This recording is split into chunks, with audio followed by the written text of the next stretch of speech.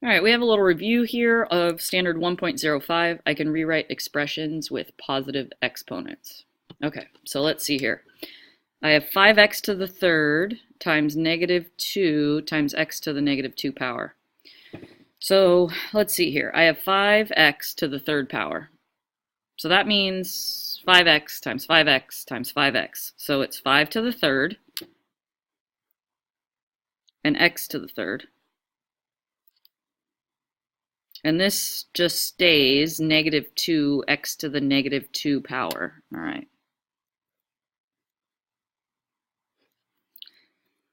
So 5 to the third is 125. X to the third. And I still have negative 2x to the negative 2 power. Okay, so all I've done is dealt with this. So now I have negative 2 times 125. That's negative 250. And I have x to the third, x to the negative 2 power. So now we just add these exponents because we're multiplying. So this becomes negative 250 times x to the first power. Now we could have done this in a number of different ways, but this is our resulting answer. Okay. All right. Now this problem here is 4x squared y to the third. So this whole thing, 4x squared y, is being raised to the third power. So I have 4 to the third, x squared to the third, so that's, we multiply, x to the sixth, and y1 to the third, so that's y to the third. So 4 to the third is 64, x to the sixth, y to the third, and this one's done. Let's actually take a step back for a second and see why everything is raised to the third power. So this is 4x squared y, but it's 3 groups of them.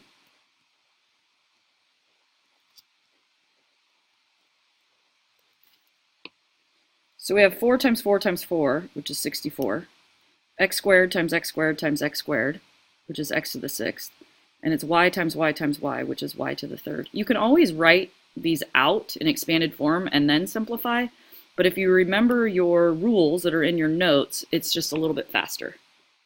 Okay, it's almost like a shortcut. Okay, so let's see here. I have 4x to the sixth divided by x to the negative third power. All right, remember negative exponents. To get rid of them, we just move them to where they aren't. Okay, so this can be rewritten as 4x to the sixth, x to the positive third, and nothing is left underneath. Okay, so really there's a 1 under there, but we don't typically write it like that. We're just going to leave it as 4x to the sixth, x to the third. You don't need to write a 1 underneath. But we still do need to simplify this, so we're going to go ahead and add these exponents. So this is 4x to the ninth. The other thing we could have done, we know that division, we subtract exponents. So we could have done 6 minus a negative 3.